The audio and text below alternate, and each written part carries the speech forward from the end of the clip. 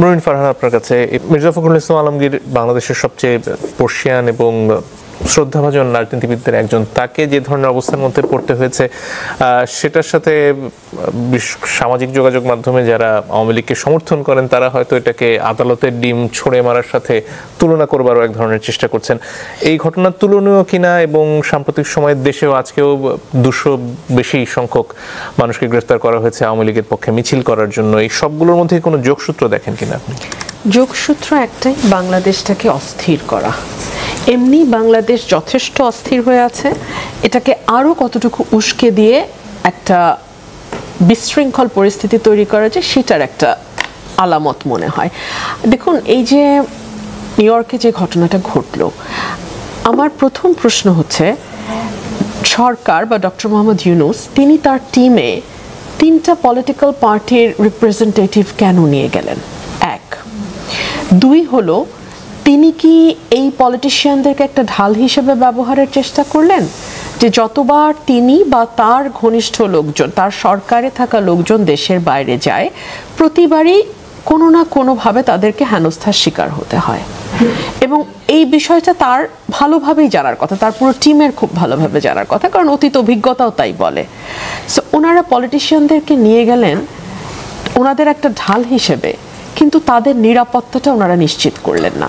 যখন আপনি একটা টিমে যান, সেই টিমের যিনি লিডার থাকেন, টিম লিডার, এখানে আমাদের সরকার, তার দায়িত্ব থাকে টিমের প্রতিটা মেম্বারের নিরাপত্তা এনশিওর করা।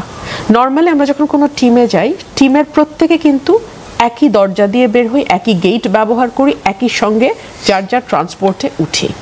দুটো ভাগ হয়ে গিয়ে ওনারা এক ভাগ সরকারের সফরে যারা গেছেন, পলিটিশিয়ান যারা ওনার গেস্ট, ওনারা কিন্তু বাংলাদেশ সরকারের গেস্ট হিসেবে গেছেন। ব্যাখ্যা দেওয়ার চেষ্টা করা হয়েছে যে তাদের ডিপ্লোম্যাটিক পাসপোর্ট না হওয়ার কারণে এই সমস্যাটা হয়েছে। ওনাদেরকে নিয়ে যাওয়ার দরকারটা কি ছিল? ওনারা তো জানতেন যে এই ধরনের ঘটনা হতে যাচ্ছে, কারণ ক্রমাগত গত 1 বছর ধরে বিভিন্ন জায়গায় ঘটনা ঘটেছে, সরকারের আশেপাশে যারা গেছে তাদের সাথে ঘটনা ঘটেছে।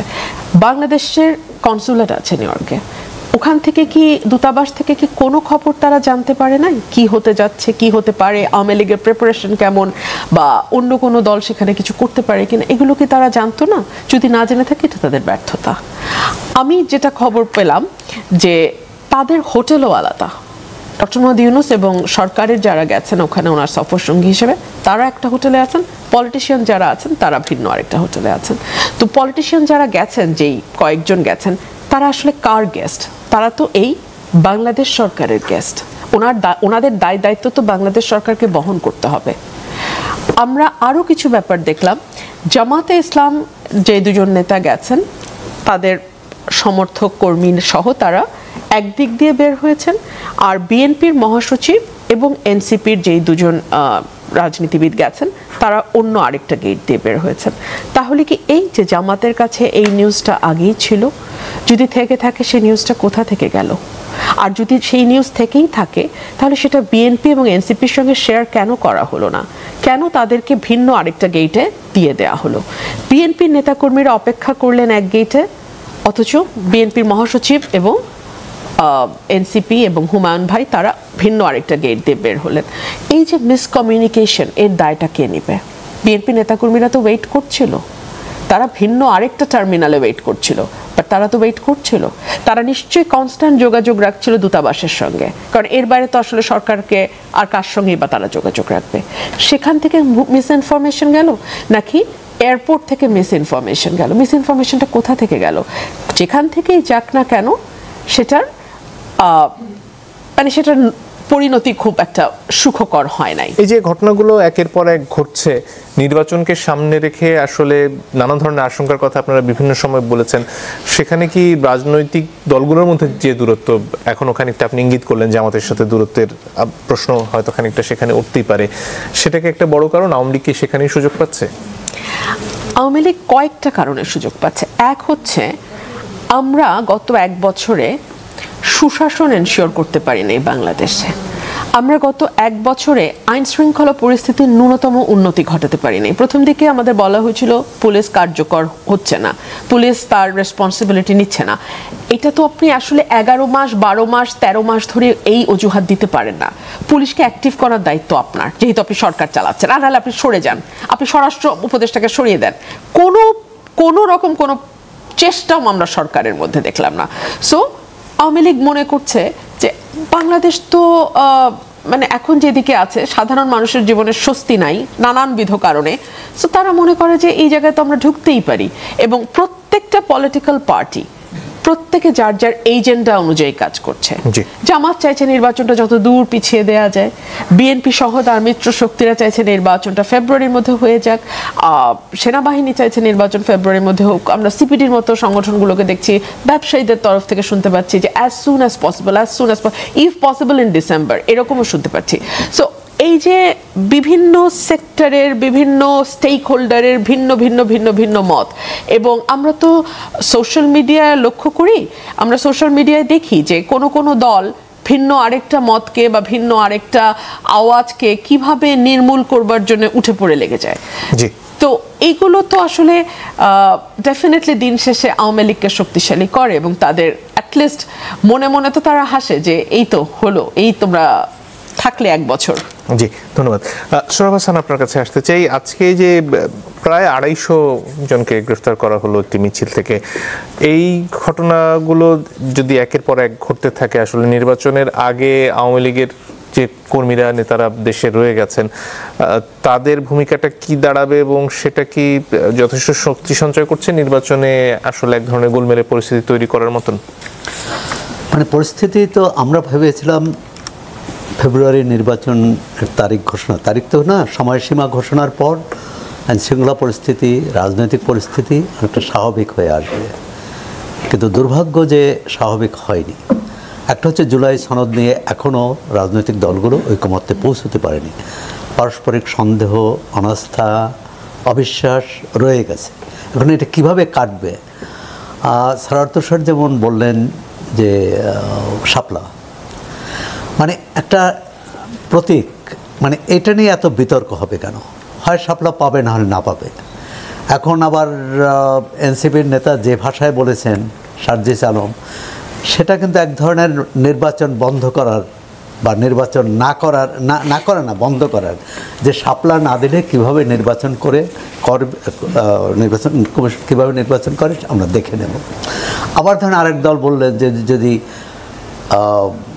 আনুপাতিক হারে ভোট না হয় তাহলে নির্বাচন কীভাবে করে আমরা দেখে নেব। মানে এটি মানে এক ধরনের উত্তেজনা কিন্তু বাড়ছে, এবং এর মধ্যে সরকার কতটা দায়ী, রাজনৈতিক দল কতটা দায়ী, কিন্তু সাধারণ নাগরিককে তো দায়ী করা যাবে না। নিউ ইয়র্কে অত্যন্ত ন্যাক্কারজনক ঘটনা ঘটছে, এবং সেখানে সরকারের দায় অস্বীকার করার কোনো উপায় নেই। একটি টেলিভিশনে একজন কূটনৈতিক প্রতিবেদক বললেন যে অন্য 4জন প্রতিনিধি চলে গেছিলেন, বেশ আগে ছাড়া পেয়েছেন, কিন্তু আক্তার হোসেনের মানে ইমিগ্রেশন হতে বেশ সময় লেগেছে, এবং সেটা নাকি 30-40 বা 1 ঘন্টাও হতে পারে, এই বেশি সময় লেগেছে। ওনাদের জন্য নাকি একটি গাড়ি ছিল, এটা তার ভাষ্য, আমি জানি না। একটি গাড়ি ছিল, তারা ওই 4 জন অপেক্ষা করছেন আক্তার হোসেন কখন আসেন। তারা যদি আগে চলে যেতে পারতেন তাহলে অন্তত এই 4 জন তো হেনস্থা থেকে রক্ষা পেতেন। একজনকে করতেন কিনা বা তিনি শিকার হতে, মানে একজনেরও হওয়ার কথা না। এবং মির্জা ফখরুল ইসলাম আলমগীর বিএনপির শুধু মহাসচিব না, বাংলাদেশে যারা সজ্জন রাজনীতিক, এক ধরনের পরিচ্ছন্ন চরিত্রের রাজনীতিক, তার মধ্যে তার নাম কিন্তু অগ্রগণ্য। এর অর্থ না যে অন্য কোনো দলে পরিচ্ছন্ন রাজনীতিক নেই, কিন্তু বয়সও একটি বিবেচনা। তার বয়স কিন্তু আমাদের প্রধান উপদেষ্টার বয়সের কাছাকাছি। সুতরাং একটা মানে সম্মানবোধ বা একটি, আমি জানি না যে তার অর্ধেক বয়সী উপদেষ্টারা যখন বিশেষ প্রোটোকল নিয়ে চলে গেলেন আর তিনি এইভাবে হেনস্থার শিকার হলেন বা বিড়ম্বনার শিকার হলেন, এটা কিভাবে নিয়েছে? কারণ তিনি কিন্তু তাদের অতিথি, সরকারের অতিথি, তিনি বা অন্য রাজনীতিকরা। রুমিন আপা বলছেন যে কেন তাদের নিয়ে গেলেন। এটা এখন স্পষ্ট যে ওখানে যে বৈরী পরিবেশ বা পরিস্থিতি তৈরি হবে সেটা যাতে এই সরকারের তো রাজনৈতিক দল নেই, সেটা কিভাবে মোকাবেলা করবে। সেক্ষেত্রে বিএনপি, জামাত ইসলামী এবং এনসিপির সহায়তা দরকার। সহায়তা মানে প্রবাসে তাদের সমর্থক যারা আছে অন্তত পাল্টাপাল্টি তৈরি করতে পারবে। আমরা তো অতীতে বাংলাদেশের রাজনৈতিক সংস্কৃতিতে এটা সবসময় যখন বিএনপি ক্ষমতায় তখন প্রধানমন্ত্রীর বিরুদ্ধে এক পক্ষ মুর্দাবাদ স্লোগান দিয়েছে, আবার আওয়ামী লীগ যখন ক্ষমতায় তখনও আর এক পক্ষ মুর্দাবাদ স্লোগান দিয়েছে, এটাও হয়েছে। কিন্তু এই পর্যায়ে আসেনি যেটা শালীনতার বাইরে গেছে এবং এক ধরনের এত আহত করে ডিম সোরামানি তাকে আক্রমণ করা তার উপর। জানি না যে এই সেখানকার আইন বা আমাদের কনসুলেট অফিস থেকে এই সতর্ক করে বা এক ধরনের বাড়তি নিরাপত্তার কথা বলা হয়েছিল কিনা। যদি বলা না হয়ে থাকে সরকারকে দায় নিতে হবে, আর যদি বলা হয়ে থাকে সেটা তো আমেরিকান কর্তৃপক্ষ তারা যদি না দেখে থাকেন সেটাও একটা বিষয়। কারণ যে যুবলীগের সম্ভবত যুবলীগের কর্মী যে ডিম ছুঁড়েছে তাকে আটক করেছিল, পরে আবার ছাড়াও পেয়েছে এবং সেটাও বাংলাদেশের অনেক ঘটনার মতো সেখানেও ফুলের মালা দিয়ে তাকে নেওয়া হয়েছে। মানে আমাদের রাজনীতি, আমাদের সংস্কৃতি কোথায় যাচ্ছে, এত নিচে নামবে। একজন আমরা তো দেখলাম যে ঢাকা বিশ্ববিদ্যালয়ে যে একজন শিক্ষার্থীকে, নারী শিক্ষার্থীকে যে হেনস্থা করেছিলেন তাকেও ফুলের মালা দিয়ে বরণ করা হয়েছে। তা আমরা কোনো দেশের ভিতরে বাইরে কোথাও রাজনৈতিক সুরুচির সুচিন্তার পরিচয় দিতে পারছি না। এটা দুর্ভাগ্যজনক যে জুলাই অভ্যুত্থানে এত প্রাণদান, এত জীবন, এত ত্যাগ স্বীকার, এত সংগ্রামের পরও রাজনৈতিক সংস্কৃতিতে এই যে নির্বাচনটি কিভাবে হবে এটি নিয়ে কতদিন আলোচনা করতে হয়। আমার তো মনে হয় দ্বিতীয় বিশ্বযুদ্ধ বন্ধের জন্য এতদিন আলোচনা করতে হয়। জি, ধন্যবাদ। একটি বিরতির সময় হয়ে গেছে। দর্শক একটু পরে ফিরে আসছি, আশা করি সাথে থাকবেন।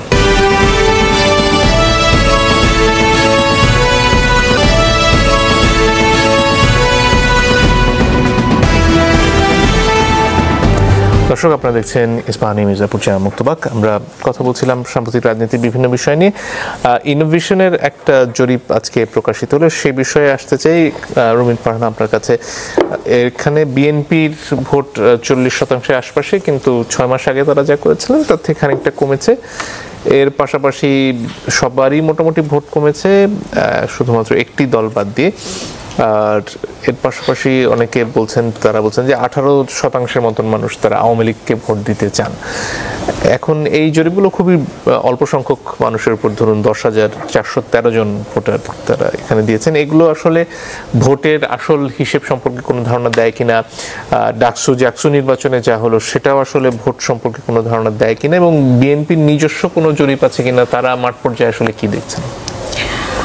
দেখুন, নিঃসন্দেহে বিএনপির ভোট বেড়েছে বলতে গত 15 বছর তো ভোট দেওয়ার কোনো সুযোগ ছিল না। সুতরাং আমাদের কাছে কোনো স্ট্যাটিস্টিক্স নাই, আমাদের কাছে কোনো চিত্র নাই, আমাদের কাছে কোনো সেই অর্থে কোন দলটা মানুষের কাছে জনপ্রিয় হচ্ছে, কোন দলটার জনপ্রিয়তা কমছে, এটা জানবার কোনো মেকানিজম গত 15 বছর ছিল না। সো এখন অনেকেই জরিপ চালাচ্ছেন, কিন্তু এই জরিপগুলো আসলে কতটুকু প্রকৃত চিত্র ধরে নিয়ে আসছে সেটাও একটা প্রশ্ন। ধরুন, আপনি যদি এইজ গ্রুপ কোনটা জরিপের, সেটার উপর অনেকখানি ডিপেন্ড করে যে কোন দলের ভোট বাড়া বা কমা দেখা যাবে।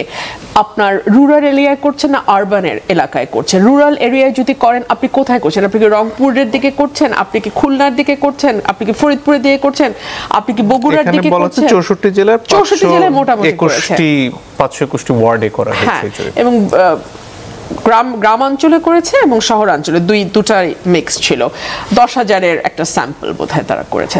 সো এটাতে একটা মানে বৃহৎ চিত্র হয়তো পাওয়া যায়, কিন্তু ভোটের মাঠে না যাওয়া পর্যন্ত, বাংলাদেশে একটা সত্যিকার অর্থে ভোট না হওয়া পর্যন্ত কিন্তু আমাদের পক্ষে বলা সম্ভব নয়।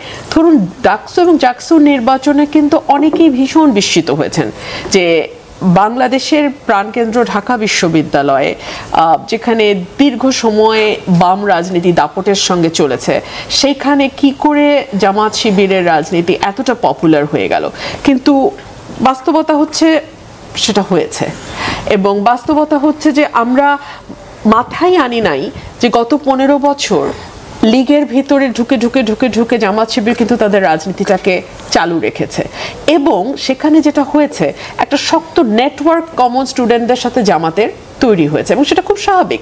ধরুন প্রকৃত লীগের দুজন কর্মী সাথে যখন শিবিরের একজন কর্মী থাকেন এবং যখন শিবিরের কর্মীর কমন স্টুডেন্টদের কাছে যান, তাদের সঙ্গে যোগাযোগ করেন, যোগাযোগ রাখেন, যোগাযোগ মেনটেন করেন, দেখা যায় যে ওই দুজন যেই পাওয়ার এক্সারসাইজ করছে, শিবিরের কর্মী হয়তো সেভাবে পাওয়ার এক্সারসাইজ করে না, সে মানুষের কাছে আরেকটু প্রো পিপল হিসেবে, আরেকটু বন্ধু হিসেবে যায়, কিন্তু সে একই সঙ্গে তার রাজনীতিটাও জারি রাখতে পারে, না হলে তো সে ক্যাম্পাসে ঢুকতে পারতো না, সেই রাজনীতিটাও সে জারি রাখতে পারে। সো এইভাবে জামাতের একটা বিস্তৃত সুবিস্তৃত নেটওয়ার্কিং আছে ঢাকা বিশ্ববিদ্যালয়ে, এটা প্রমাণিত হয়েছে নির্বাচনের পর।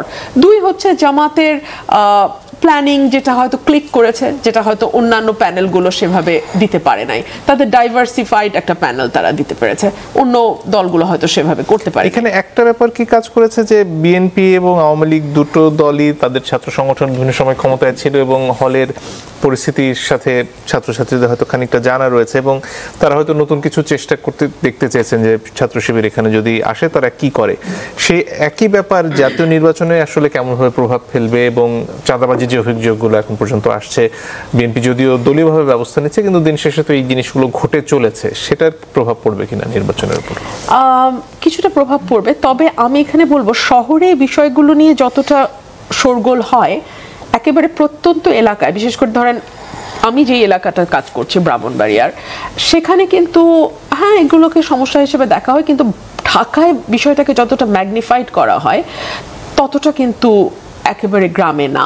এবং গ্রামগুলোতে যেটা হয়, মানে গ্রামাঞ্চলে যেটা হয়, ওখানে কিন্তু ভোট একদম ভাগ করা, মানে এটা হচ্ছে বিএনপির ভোট, এই পরিবারগুলো বিএনপির বাইরে কখনো ভোট দেবে না, এই পরিবারগুলো আওয়ামী লীগের ভোট, এরা আওয়ামী লীগের বাইরে কখনো ভোট দেবে না। ওরা যে নতুন কিছু ট্রাই করবে, এই যে এই ট্রাই করার যে অ্যাডভেঞ্চারিজম, সেটা কিন্তু আমরা তরুণদের মধ্যে যতটা লক্ষ্য করি, শহরাঞ্চলে যতটা লক্ষ্য করি, গ্রামীণ অ্যাটমসফিয়ারে কিন্তু অতটা বোধহয় অ্যাডভেঞ্চারিজম হয় না। যারা আওয়ামী লীগের ভোটার ছিলেন ঐতিহাসিকভাবে, তারা আসলে কি ভাবছেন? আপনি তো এলাকায় যাচ্ছেন, তাদের চিন্তাটা কি? তারা সেফটি সিকিউরিটি চাচ্ছে এই মুহূর্তে, মানে এলাকায় আমার বিরুদ্ধে ভুয়া মামলা হবে না, এলাকায় আমি আমার বাড়িতে থাকতে পারবো, কিংবা আমার ছোটোখাটো যদি কোনো ব্যবসা থাকে সেটা আমি আমার মতো করে চালাতে পারবো, আমার ফ্যামিলিটা আমি রান করতে পারবো, কোনো রকম কোনো পলিটিক্যাল মানে আমার উপরে কোনো রকম কোনো নিবর্তন আসবে না, এই সেফটিটা তারা চাইছে। এবং এই সেফটিটা যেই প্রার্থী এনশিওর করতে পারবে সেই প্রার্থীকেই তারা ভোট দেবে।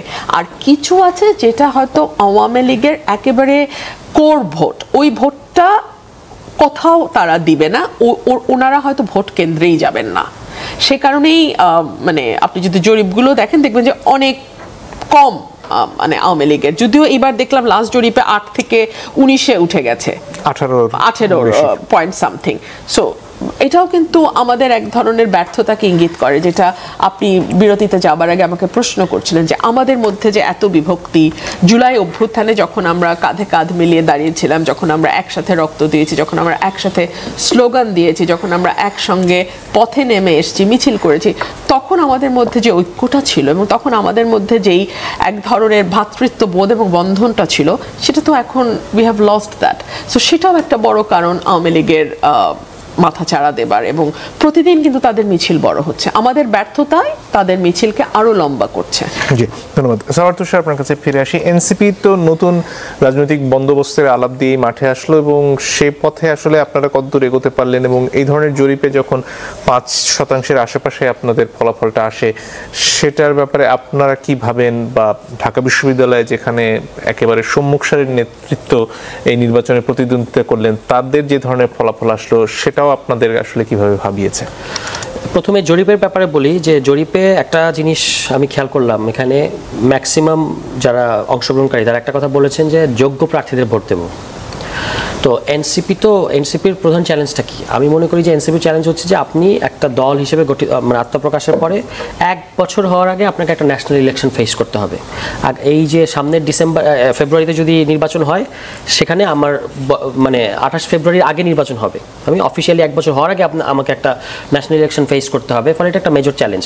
কিন্তু এই যে জিনিসটা, যোগ্য প্রার্থীকে ভোট দেবো, এনসিপির তো এখনো ধরেন জামায়াত ইসলামের মোটামুটি সেদিনও গতকালকে একজন জামায়াত নেতা বলছিলেন একটা টক শোতে যে 296 জন প্রার্থী রেডি, মানে কে কোন আসন নিয়ে, বিএনপিরও মোটামুটি, হ্যাঁ বিএনপিরও এরকম। তো এনসিপির কিন্তু এখন সেরকম না, এবং এনসিপির এই মুহূর্তে যেটা দেখা যাচ্ছে, যাদেরকে সেন্ট্রাল পর্যায়ে দেখা যাচ্ছে, তারাই যে শুধু প্রার্থী হবেন এরকম কিন্তু না। আমাদের যখন নির্বাচনটা ঘনিয়ে আসবে, তখন কিন্তু বিভিন্ন জায়গা থেকে যারা গ্রহণযোগ্য ব্যক্তি, যাদের জনপ্রতিনিধি হওয়ার আকাঙ্ক্ষা আছে, যারা আমাদের রাজনীতিটাকে বিশ্বাস করে বা ওন করে, তারা কিন্তু এখানে প্রার্থী হিসেবে, এবং তখন যে এখন যেমন মনে হচ্ছে যে সবাই তরুণ, সবাই একই এজের, এরকম ব্যাপার থাকবে না। এবং আমরা যে সমন্বয় সভা করলাম, সেখানেও একই চিত্র, যে জেলা উপজেলা পর্যায়ে যারা নেতৃবৃন্দ, তারা কিন্তু সবাই, মানে যেহেতু আমাদের একটা ক্রাইটেরিয়া ছিল যে 40 হইতে হবে আপনার প্রধান সমন্বয়কারীর বয়স, মানে অ্যাটলিস্ট 40। তো সেরকম এখন এই ধরনের মানুষরা যখন আসবে, আমরা যদি যোগ্য প্রার্থীদেরকে আনতে পারি 200+ আসনে অন্তত, তাহলে কিন্তু এই যে এখন যে চিত্রটা আপনি দেখতে পাচ্ছেন, জরিপ তো আমি গত মে মাসে একটা জরিপ দেখেছি, সম্ভবত ওনাদেরই, যে সেখানে বলা হচ্ছিল যে এনসিপির 15% সমর্থন আছে সারা দেশে, তখন 3rd পজিশন। তো এইটা সবসময় এরকম কমবে বাড়বে, এবং সবসময় আমার মনে হয় সুইং হবে, এবং সামনে যত এনসিপি সাংগঠনিক কার্যক্রম বাড়াবে, ধরেন এখন যে এই যে 64টা জেলায় 500 কত ওয়ার্ডে, 521টা ওয়ার্ডে, সব জায়গায় কিন্তু আমাদের এখনো কমিটি হয়নি। ফলে সমর্থন মানে উঠিয়ে আনার জন্য যে সাংগঠনিক কাঠামো দরকার, এটা এখন আমাদের সমস্ত জায়গায় হয়নি, এটা হচ্ছে। মানে আমরা উপজেলা কমিটি আছে, এখন আমরা আরো নিচের দিকে কমিটিগুলো। বিশ্ববিদ্যালয়ে তো স্বাভাবিকভাবেই ধরে নেওয়া হয় যে আপনাদের একটা শক্ত জোরালো অবস্থান থাকার কথা, সেখানকার ফলাফলটা কি? বিশ্ববিদ্যালয়ের ফলাফল অবশ্যই, যেটা আপা বলেছেন, আমার কাছে এরকম মনে হয় যে রাজনীতি করার কথা আমরা বলেছি যে আমরা এই ধরনের রাজনীতি করব, এই রাজনীতি ছাত্র শিবির করতে পেরেছে, বা অন্তত দেখাতে পেরেছে নির্বাচনের আগে। এই কারণেই তারা সাফল্য পেয়েছে, আমরা সেটা করতে পারিনি। মানে আমাদের যারা ছাত্র সংগঠন, নিশ্চয়ইভাবেই এখানে সমন্বয়হীনতা ছিল, এবং দুর্বল সাংগঠনিক ব্যাপার ছিল, এবং হলগুলোতে কমিটি ছিল না, এই সমস্ত কিছু মিলে, এবং আবার বিভিন্ন জায়গায় দেখা গেছে যে একাধিক প্রার্থী হয়েছে এক একটা পদে। হ্যাঁ, এই যে সমন্বয়হীনতা এবং এক ধরনের আমি বলবো যে অন্তর্কোন্দলও এখানে প্রকাশ পেয়েছে, এগুলোর কারণেই আসলে এই রেজাল্টটা, যেটা মানে আমি বলবো যে খারাপ রেজাল্ট হয়েছে আর কি। কিন্তু এখান থেকেও শিক্ষার আছে যে এখন তারা যদি ডাকসুর নির্বাচন যারা জয়ী হয়েছে, তারা যে কথাটা বলে এখানে প্রতিনিধি হয়েছেন, সেই রাজনীতি যদি তারা না করেন বা সেটা যদি ডেলিভার না করেন, তাহলে কিন্তু বিরোধী রাজনীতি করার সুযোগ আছে। এবং আজকেও আমি দেখলাম যে 3 জন ভিপি প্রার্থী যারা ছিলেন, এবং হেভিওয়েট প্রার্থী, ছাত্রদল সমর্থিত প্রার্থী উমামা ফাতেমা এবং আব্দুল কাদের, এই 3 জন কিন্তু আমি দেখলাম যে ভাইস চ্যান্সেলরের সাথে দেখা করেছেন নির্বাচনের অনিয়ম সংক্রান্ত নানা বিষয় আশয় নিয়ে। তো যদি সেগুলো হয়, সেগুলোও কিন্তু আপনার মানে তদন্ত করার ব্যাপার আছে। কিন্তু যেটাই হোক, যে একটা নির্বাচন হয়েছে, এবং আমরা ভোটারদের তরফ থেকে খুব বড় ধরনের কোনো আপত্তি দেখি নাই, ভোটাররা এই নির্বাচনে বলেন নাই যে কোনো অনিয়ম হয়েছে। তো এইখান থেকে সাংগঠনিক দুর্বলতা অবশ্যই আছে, এবং যেহেতু ম্যাক্সিমাম বৈষম্যবিরোধী ছাত্র আন্দোলন এবং যারা এই আন্দোলনের নেতৃত্ব দিয়েছে, ম্যাক্সিমাম দলের মধ্যে চলে এসেছে, ফলে ছাত্র সংগঠনের আপনার একটা দৃশ্যমান শূন্যতা তৈরি হয়েছে, সেখান থেকে এই রেজাল্ট। এনসিপির তরফ থেকে যে বলা হচ্ছিল যে তারা পুনর রাজনৈতিক ধারাটা ভেঙে নতুন কোনো রাজনীতি করে দেখাবেন বা সেটা সামনে আনবেন, সেটা কি আপনারা করতে পেরেছেন? বা যদি না পেরে থাকেন, সেটার কারণটা কি? পুরোপুরি যে পারা যাচ্ছে তা বলবো না, বা পুরোপুরি যে আমরা পারছি সেটা না। কারণ হচ্ছে যে আমরা তো বলেছি নতুন বন্দোবস্তের কথা এবং নতুন ধরনের রাজনীতি করব, কিন্তু এটা তো শুধু আমরা একা চর্চা করে সবসময় পারা যাবে সেরকম না। এলাকা ভিত্তিক যে, বিশেষত এলাকা ভিত্তিক যে রাজনীতি, সেখানে যে পরিস্থিতি বিরাজ করে, ওইখানে যদি আমরা শুধু নতুন বন্দোবস্তের কথা বলি, তাহলে আসলে এক্সিস্টিং যে 2 দল, তাদের সাথে পেরে ওঠা আসলে শুধু মানে কষ্টকর হবে সেটা না, এটা অসম্ভব ব্যাপার। এ কারণে পুরনো কিছু কিছু চর্চার মধ্যে কিন্তু আমাদের কেউ ঢুকে যাচ্ছে, সেইটার ব্যাপারে আমরা অবশ্যই সচেতন আছি, এবং আমরা চেষ্টা করছি যে এইটা থেকে নতুন কায়দায় কিভাবে আসলে একটা সমীহ জায়গা নিয়ে দল হওয়া যায়। এটা কিন্তু খুব চ্যালেঞ্জ, মানে পুরো স্ট্রাকচারটা এরকম যে এটা আসলে নতুন রাজনীতিকে সাপোর্ট করে না। আমরা এর মধ্যে থেকেই চেষ্টা করছি আবার নির্বাচনে অংশ নিতে হবে, কারণ নির্বাচনে অংশ না নিলে নির্বাচন পরবর্তী যে ডেমোক্রেটিক ফ্রেমওয়ার্ক, এটার তো আমরা অংশ হব না। এই চ্যালেঞ্জগুলো দিয়েই কিন্তু এনসিপিকে এগিয়ে যেতে হচ্ছে, এবং আমি বিশ্বাস করি যে নির্বাচনের পরে এনসিপি তার রাজনীতিটা করার সুযোগ আরো বেশি পাবে। এর পাশাপাশি সাম্প্রতিক সময়ে বেশ কয়েকটি ঘটনা, মাজারে হামলা, বাউল ফকিরদের উপর হামলা, এই ঘটনাগুলো সামনে এসেছে, এবং আপনারা বিভিন্ন সময় আপনাদের রাজনীতিতে নানান ধরনের মতের মানুষ, ভিন্ন মতের মানুষদের সুরক্ষার কথা বলেছেন। রাজনৈতিক দল হিসেবে কি আপনারা এদের পাশে দাঁড়াতে পারছেন?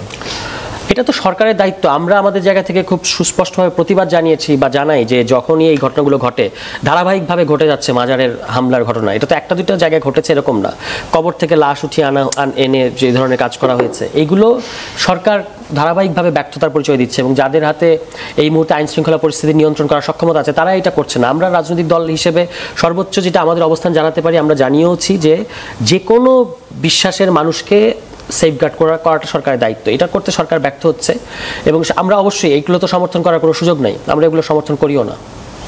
শুধু সমর্থন না করাই কি যথেষ্ট? রাজনৈতিক দল হিসেবে এইসব ক্ষেত্রে তো মাঠেও এক ধরনের ভূমিকা রাখার সুযোগ থাকে। আমাদের যেখানে যেখানে সাংগঠনিক তৎপরতা আছে এখানে কিন্তু আমরা এগুলো কোনোভাবেই অ্যালাউ করি নাই। যেমন আমি আমার এলাকায় বলতে পারি, যেখানে আমি রাজনৈতিক মাঠের কর্মকাণ্ড করি, নরসিংদী 2 পলাশ, এখানে কিন্তু আপনি জানেন যে বাংলাদেশের মধ্যে সবচেয়ে সুন্দর বিউটিফুল কীর্তন হয় হিন্দু সম্প্রদায়ের, এবং অনেকগুলোতে আমি নিজে গেছি এবং সেখানে আমি আমাদের দলের যারা আছে তারা কিন্তু এই যে সামনে পূজা আসবে, আমরা আমাদের মতো করে একটা কমিটি করেছি যে তাদের সাথে কীভাবে কোঅপারেট করা যায় এবং এক ধরনের সামাজিক যে সৌহার্দ্য সেটা যেন রক্ষা করা যায়। এইখানে আমাদের এবারও দলের যে মিটিং হয়েছে সেখানে বলা হয়েছে যেখানে যেখানে আমাদের সক্ষমতা আছে ওইখানে যেন অন্য ধর্মাবলম্বী, অন্য ধরনের যে সাংস্কৃতিক যে বৈচিত্র্যগুলো আছে এগুলোর পক্ষে যেন আমরা অবস্থান নিতে পারি, সেই নির্দেশনা আমাদের দলের তরফ থেকে আছে। জি, ধন্যবাদ। জনাব সোহরাব হাসান, আপনার কাছে ফিরে আসতে চাই। এই যে নির্বাচন ঘনিয়ে আসে এবং সেই সাথে রাজনৈতিক দলগুলোর মধ্যে দূরত্ব বাড়ে তখন সমাজে নানা ধরনের অস্থিরতা দেখা যায়। হয়তো এই ঘটনাগুলো যেগুলো বিভিন্ন ধরনের ভিন্ন মতাবলম্বী মানুষের উপর হামলার ঘটনা, তার সাথে জড়িত কিনা আমি জানি না, কিন্তু সরকারের ব্যর্থতার পাশাপাশি রাজনৈতিক শক্তিগুলোর এখানে কি কোনো বার্তা দেওয়ার আছে কিনা? ধন্যবাদ। প্রথম হচ্ছে যে কে কার প্রতিদ্বন্দ্বী রাজনীতিতে। পুরনো রাজনীতির প্রতিদ্বন্দ্বী হওয়ার কথা নতুন রাজনীতির, কিন্তু আমরা নতুন রাজনীতি কতটা দেখাতে পেরেছি বা যারা বলেছিলেন। ডাকসু জাকসুর প্রশ্নে যদি আসি, সেখানে প্রতিদ্বন্দ্বী যারা জয়ী হয়েছেন শিবির সমর্থিত প্যানেলের বাইরে যতগুলো প্যানেল ছিল, যতজন প্রার্থী ছিলেন একে অপরের প্রতিদ্বন্দ্বী ছিলেন, পরস্পরের বিপক্ষে অবস্থান নিয়েছেন, কথা বলেছেন, স্লোগান দিয়েছেন, কিন্তু শিবির সমর্থিত প্যানেল অনেকটাই নিরাপদে তাদের কাজ করেছে। এবং গত 1 বছরে ছাত্রদল 15 বছর যেতে পারে না, 1 বছর কিন্তু অনেক সময়। আপনি জানেন যে জাসদ গঠিত হওয়ার পর, সারোয়ার তুষারের দৃষ্টি আকর্ষণ করে বলছি, জাসদ গঠিত হওয়ার 6 মাসের মধ্যে জাতীয় সংসদ নির্বাচন হয়েছিল 73-এ, এবং আওয়ামী লীগ সরকারকে কিন্তু তাদের প্রচণ্ড ধাক্কা দিয়েছিল, জয়ী হতে পারেনি বা কারচুপি হয়েছে সেটা বাদ দিয়ে। হচ্ছে নতুন রাজনীতি এবং ক্ষমতাকে ধাক্কা না দেওয়া ছাড়া এটা নতুন রাজনীতি হবে না। এখন ক্ষমতা কে? আমরা কিন্তু সব রাজনৈতিক দলেরই পুরনো যারা ছিলেন সাবেক স্বৈরাচার, এদের নিয়ে আমরা সবচেয়ে বেশি ব্যস্ত। তাদের তো আইনি প্রক্রিয়ায় যদি বলি যে সরকারের সেটা দায়িত্ব যে তাদের বিচার করতে হবে, তাদের বা প্রশাসনিক বা রাজনৈতিক সংস্কার করতে হবে, কিন্তু আমাদের যে দায়িত্ব রাজনৈতিক দলগুলোর যে দায়িত্ব সেটা কতটা পালন করছে। জামাত ইসলামী তো ইতিমধ্যে 296 কেউ বলে 298 আসনে কি বলে তাদের সম্ভাব্য প্রার্থী তালিকা দিয়েছেন, এবং তারা রুটিন করে ঢাকা শহরে যাদের সাথে পরিচয় হয়, টকশো দেখা হয়, তারা রুটিন করে এলাকায় ভোট চাচ্ছেন, এবং তারা বলেছেন তাদের পুরুষ প্রচারকের চেয়ে নারী প্রচারক অনেক বেশি। আমরা অন্য যারা সেকুলার রাজনীতি করে, যারা মধ্যপন্থী বামপন্থী, তো আজকে কমিউনিস্ট পার্টির সম্মেলন হয়েছে, সম্মেলনে নতুন কমিটি হয়েছে এবং কমিটির নতুন মাত্রা যোগ করবে আশা করি। হ্যাঁ, কারণ এই কমিটি এতদিন যে কমিটি ছিল তাদের সম্পর্কে যে অভিযোগ ছিল, নতুন কমিটির সম্পর্কে বা নতুন নেতৃত্ব সম্পর্কে সেই অভিযোগ থাকবে না বলে আমি বলছি যে আমরা কতটা পজিটিভ রাজনীতি করছি, কতটা নেতিবাচক নিজের রাজনীতিটা করছি। জামাত ইসলামী বা শিবির তার রাজনীতিটা করছে, আমরা অন্যরা রাজনীতি করছে কারো পক্ষে বা কারো বিপক্ষে। একটা ব্যাপার যেটা হচ্ছে সারোয়ার তুষার বলেনি, আমি জানি না, যে মানুষের মধ্যে কিন্তু অনেকগুলো প্রশ্ন আছে। কে কার সহযোগী হবে ভোটে, কে কার প্রতিদ্বন্দ্বী হবে? জামাত ইসলামী বিএনপির সহযোগী হবে না, এটা মোটামুটি নিশ্চিত, কিন্তু এনসিপি হবে কি না, গণ অধিকার পরিষদ হবে কি না, এই ব্যাপারে এটা কিন্তু এখনও স্পষ্ট নয়। আর যারা বিএনপিকে স্পষ্টভাবে বা বিএনপিও সমর্থন করেছে এবং বিএনপির সহযোগী হিসেবে আন্দোলনে ছিল, তারা তো মোটামুটি বলেছেই যে তারা বিএনপির সঙ্গেই নির্বাচন করতে যায়, যেমন গণতন্ত্র মঞ্চ এবং 12 দলীয় জোট। আমার মনে হয় যে এটা স্পষ্ট করা দরকার। তারপর আওয়ামী লীগের ভোট কার বাক্সে যাবে বলে মনে করেন? আওয়ামী লীগ কঠিন। যেমন দেখুন, এটা কি সম্ভব যে আওয়ামী লীগের ছাত্রলীগের সব ভোট শিবির পেয়েছে? কিন্তু আমরা যেহেতু আমার ব্যর্থতাটা ঢাকার জন্যে আমি বলবো যে শিবির পেয়েছে। জগন্নাথ কলেজেই তো, জগন্নাথ হলেই সবচেয়ে বেশি ছাত্রলীগ সমর্থক থাকার কথা, সমর্থক, সেখানে শিবির 10 ভোট পেয়েছে, ছাত্র দলের প্রার্থী পেয়েছে কত? সর্বোচ্চ ভোট 1200 প্লাস। মানে আচ্ছা, কেন পেলো, কোথায় পেলো, অন্যখানে কেন হলো না, এটি দেখা উচিত। আর দ্বিতীয় হচ্ছে, আপনি কি বলছিলেন? আওয়ামী লীগের ভোট কোথায় যাবে? আওয়ামী লীগের ভোট, এটি রুমিনাপা কিছুটা কিন্তু ইঙ্গিত দিয়েছে যে আওয়ামী লীগের সমর্থকরা যাকে মনে করবে কম বিপজ্জনক, যদি নিরাপদ নাও হবে, কম বিপজ্জনক অথবা তার দ্বারা সরাসরি আক্রান্ত হবে না, এই প্রার্থীদের ভোট দেবে। দল হিসেবে কেউ কি এই ধরনের কোনো আচরণ করেছে বা আওয়ামী লীগকে বোঝানোর মতো যে তারা কম বিপজ্জনক আওয়ামী লীগের জন্য? এটি আমাদের সমাজটা তো হচ্ছে এত, মানে কি বলে, সমাজটা খুব গাঢ়বদ্ধ, মানে পরস্পর সম্পৃক্ত। আওয়ামী লীগের 15 বছরে এটা অনেক বিচ্ছিন্ন করে বিদ্বেষ নানা রকম ছিল, এখনও সেটা কাটিয়ে ওঠা যায়নি। না হলে আমরা তো দেখেছি যে নির্বাচন হয়েছে, নির্বাচনের পর জয়ী প্রার্থী পরাজিত প্রার্থীর বাড়িতে মিষ্টি নিয়ে গেছে। মানে এই সংস্কৃতিটা যে ভেঙে গেল, এবং এটার জন্য আওয়ামী লীগ দায়ী। স্থানীয় সরকার নির্বাচনটা দলীয়ভাবে করায়, এখন সেটা পুনরুদ্ধার করতে অনেক সময় লাগবে। কিন্তু আমি মনে করি রাজনৈতিক দলগুলো যারা সক্রিয়, যারা এই 30টি দলই, তারা যদি চান, আমি তো মনে করি নির্বাচনটা অন্তত সংঘাতমুক্ত করা যায়, যে যেখানে যতজন প্রার্থী থাকে, 5 জন 7 জন 8 জন 10 জন, তারা একসঙ্গে নির্বাচনী প্রচার করবে, যে যার দলের কর্মসূচি বলবেন, দলের নীতি পরিকল্পনা বলবেন, কিন্তু এখানে কোনো সংঘর্ষ বা অন্যের যে বিদ্বেষ ছড়ানো, অমুককে ভোট দিলে দেশ ধ্বংস হয়ে যাবে, অমুককে ভোট দিলে অস্তিত্ব থাকবে না, নেতিবাচক প্রচারণা থেকে আমরা যদি মানে রাজনৈতিক দলগুলো বিরত থাকে, তাহলে অনেকগুলো। এবং এক্ষেত্রে দেখবেন আপনি প্রতিটি, মানে এই গত 1 বছরের জামাত ইসলামের যে ভাষা ভঙ্গি যদি দেখেন, অনেক বেশি কিন্তু কি বলবো, যে অন্যকে আক্রমণ করার চেয়ে নিজের কথাটা বেশি বলা। এটি যে অন্যদের নেই, যে কথাটি বলছিলাম যে আওয়ামী লীগের ভোট কোথায় যাবে, একটা হচ্ছে যে মনে করবে যার কাছে নিরাপদ থাকবে। দ্বিতীয় হচ্ছে আরেকটা রাজনৈতিক সমীকরণ আছে, যাকে সে আক্রমণ করেছে, সুতরাং তার দ্বারাই আক্রান্ত হওয়ার ভয়টা থাকে। সুতরাং এখানে একটা বিএনপির সাথে, বিশেষ করে বিএনপির সাথে একটা কি বলে, একটা দূরত্ব বা একটা ভয় কাজ করবে। এটা জামাতের ক্ষেত্রেও করবে, কারণ জামাত তো তাদের দ্বারা অনেক বেশি আক্রান্ত হয়েছে। তবে একটা বিষয়ে, যদি সুস্থ শান্তিপূর্ণ ভোট হয়, একটা অংশ ভোট দিতে যাবে না, আর একটা অংশ বাছাই করবে যে কে তার কাছে কম বিপজ্জনক। ধন্যবাদ। সরওয়ার তুষার, যদি আর কিছু যোগ করার থাকে। মানে এই যে জরিপের একটা বিষয় আমি দেখলাম, যেটা ভাই বলছিলেন যে ভোটারদের প্রত্যাশার একটা জায়গা আছে, সেখানে তারা কি চায় সেটা খুব পরিষ্কার। ফলে যে কোনো রাজনৈতিক দলের কিন্তু এটাও এখান থেকে মানে পিক করার আছে যে তারা আইনের শাসন চায়, তারা চাকরি চায়, তারা হচ্ছে মানে যারা ব্যবসা করে সে ব্যবসায়ের জন্য একটা নিরাপদ পরিবেশ চায়, এবং একটা সামাজিক সৌহার্দ্য চায়। এই জিনিসগুলোই কিন্তু এখানে উঠে এসেছে। ফলে এটা খুব গুরুত্বপূর্ণ যে আমাদের দেশের মানুষ কি চাচ্ছে, এটা খুব গুরুত্বপূর্ণ সিগন্যাল। যেহেতু এখানে অনেক বেশি তরুণ প্রজন্মের অংশগ্রহণকারী আছে, তারা কিন্তু দেশকে একটা স্ট্যাবিলিটির দিকে দেখতে চায়, এবং সেই কারণেই তারা বলেছে যে তারা এই জিনিসগুলো দেখতে চায়। আর আওয়ামী লীগের প্রশ্নে, আওয়ামী লীগের ভোটের ক্ষেত্রে এখানে কিন্তু আরেকটা প্রশ্ন ছিল যে আওয়ামী লীগ যদি নির্বাচনে অংশ না নেয়, মানে যেটা আসলে আমি কোনো দ্রুততম সম্ভাবনা দেখতে পাচ্ছি না। তো যদি নির্বাচনে অংশ না নেয় তাহলে কি তারা ভোট দেবে না? খুব অল্প 4% মতো মানুষ বলেছেন, অংশগ্রহণকারী বলেছেন যে না, তারা ভোট দেবে না। মানে যারা আওয়ামী লীগকে দেখতে চায় তাদের মধ্যে 4%, কিন্তু বাকিরা কিন্তু ভোট দেবে এবং এই ভোটগুলো মানে ডিস্ট্রিবিউট হয়ে যাবে বিএনপিতে, জামায়াত ইসলামী, কিছু এনসিপিতে, এরকম দেখা গেছে, বা অন্যান্য দলেও আছে।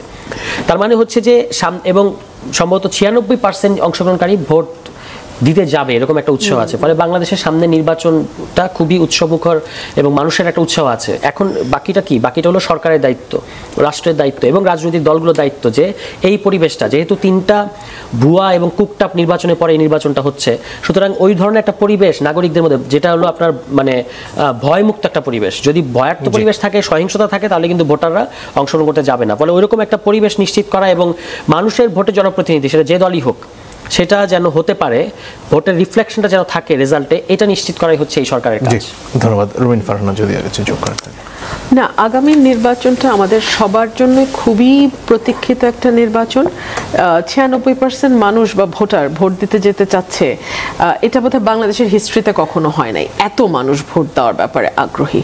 সো মানুষের একটা আকাঙ্ক্ষা আছে, দেখা যাক যে সে আকাঙ্ক্ষা কতটুকু আমরা পূরণ করতে পারি। কারণ এর মধ্যে সরকারের যেমন দায় দায়িত্ব আছে, নির্বাচন কমিশনের দায় দায়িত্ব আছে, আমাদের পলিটিক্যাল পার্টিগুলোর দায় দায়িত্ব সবচাইতে বেশি।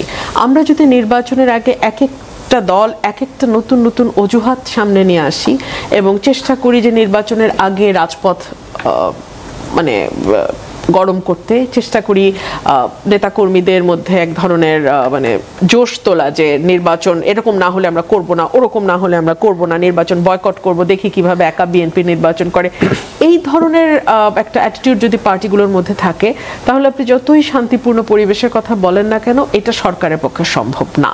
আর এই সরকার কিন্তু অলরেডি আইন শৃঙ্খলার ব্যাপারে মিজারেবলি ফেইল করেছে। আমাদের আর্মি কিন্তু এখনো ডেপ্লয়েড আছে মাঠে, হ্যাঁ, সেগুলো ম্যাজিস্ট্রেসি ক্ষমতা সহ, সেগুলো সহ যদি আজকে আইন শৃঙ্খলা পরিস্থিতি এমন এসে দাঁড়ায়, তাহলে আমি জানি না যে ভোটের সময় কি দাঁড়াবে।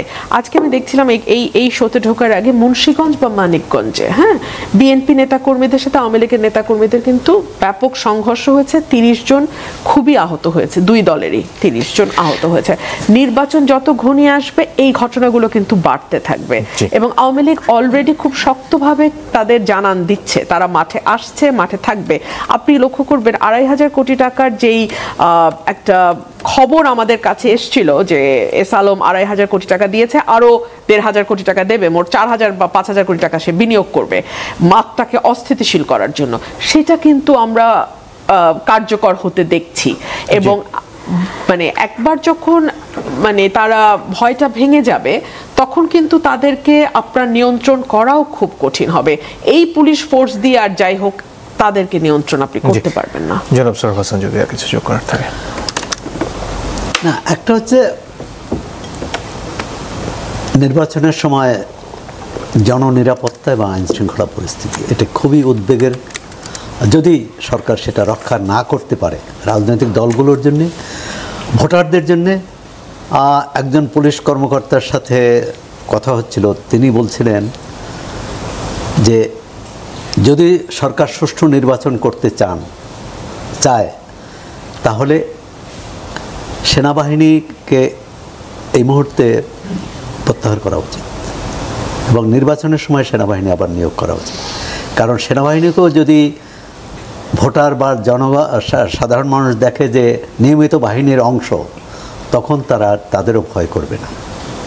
পুলিশকে তো ভয় করেই না। এর পাশাপাশি নতুন নিয়োগের কথা বলা হচ্ছে, নির্বাচনের আগে তারা আসবেন, তাতে কি কোনো হেরফের হবে? হচ্ছে লাখ লাখ প্রয়োজন। আর একটা হতে পারে যে ওই ভাগ করে নির্বাচন করা যায় না, যে বাংলাদেশ সেটা সম্ভব কিনা।